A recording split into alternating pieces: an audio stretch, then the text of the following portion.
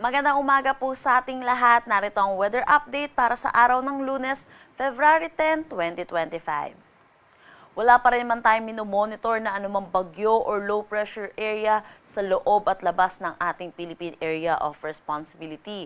Pero meron tayong tatlong weather system na nakakaapekto dito sa ating bansa. Una na dito ang northeast monsoon or ang hanging amihan na patuloy na umiiral dito sa malaking bahagi ng Luzon. Samantala, yung easterlies naman natin or yung mainit at maalinsangan na hangin na nanggagaling sa dagat Pasipiko ay patuloy naman umiiral dito sa may Mindanao. Sa ngayon, dahil po dito sa northeast monsoon, dahil sa malamig na hangin na dala nito at easterlies, mainit na hangin, yung salubungan po nito ay nagre-resulta sa tinatawag nating shear line na nagdadala rin po ng mga pag-ulan lalo na dito sa may Bicol region, pati na rin dito sa may Visayas. Dahil dito sa tatlong weather system na ating nakakaapekto sa ating bansa, nagdadala po ito ng mga pag-ulan sa iba't ibang bahagi ng ating bansa. Una na dito yung northeast monsoon natin, inaasahan natin makakaranas ng maulap na papawirin na may mga pag-ulan dito sa may Metro Manila, Cagayan Valley, Cordillera Administrative Region, ilang bahagi ng Central Luzon, pati na rin ng Calabarzon. Dulot naman ng shear line na asahan natin makakaranas ng maulap na papawirin na may mga kalat-kalat na pag-ulan dito sa may Aurora, Quezon, Bicol Region at Mimaropa. Para naman dito sa western section ng Northern Luzon, particularly dito sa may Ilocos Region, asahan naman po natin makakaranas sila ng maaliwalas na panahon pero asahan din natin yung mga isolated na mga pag-ambon. Agwat ng temperatura for Metro Manila 23 to 30 degrees Celsius, Lawag 23 to 29 degrees Celsius. For Tuguegarao, asahan natin ng 20 to 28 degrees Celsius, Baguio 15 to 22 degrees Celsius, Tagaytay 20 to 27 degrees Celsius, at Legazpi 25 to 28 degrees Celsius.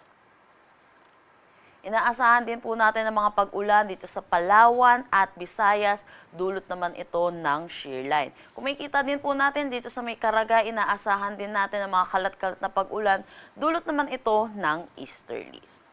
Para naman sa lalabing bahagi ng Mindanao, asahan naman po natin ang maaliwalas na panahon, pero asahan din natin yung mga localized thunderstorm or yung mga panandaliang pag-ulan sa hapon at sa gabi. Agwat ng temperatura for Calayan Islands at Puerto Princesa 23 to 29 degrees Celsius. Iloilo asahan natin na 24 to 30 degrees Celsius. Tacloban 25 to 30 degrees Celsius. Sa may Cagayan de Oro 24 to 30 degrees Celsius.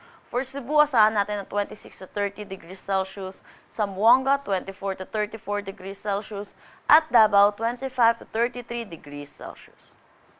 Dulot na itong shear line, meron tayong nilabas na weather advisory. Ay asahan po natin yung moderate to heavy or 50 to 100 millimeters of rain dito sa may Palawan, Quezon, Oriental Mindoro, Camarines Norte, Camarines Sur, Catanduanes, Albay, Sorsogon, Northern Samar, Samar, Eastern Samar, Biliran at Leyte. Asahan po natin throughout this day po, asahan natin mga pag-ulan dito po sa mga yellow na areas po natin.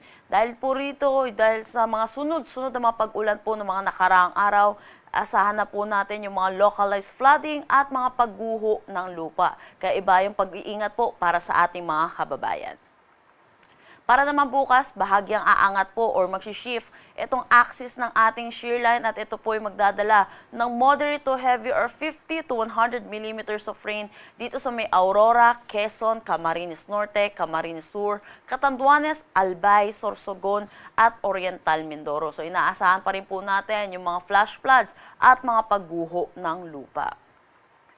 Wednesday, bahagya pa rin pong aakyat itong shear line po natin at dito na po siya makakaapekto sa may Cagayan, Isabela, Aurora, Quezon at Camarines Norte. Asahan po natin sa mga nasabing lugar ang moderate to heavy or 50 to 100 millimeters of rain. Dahil po sa northeast monsoon, meron tayong nakataas na gale warning dito sa may Batanes, Cagayan kasama na ang Babuyan Islands, Ilocos Norte, Ilocos Sur, La Union, Pangasinan, Isabela, Aurora, Zambales, northern coast ng Quezon kasama na ang Polillo Islands, Camarines Norte, northern coast ng Camarines Sur.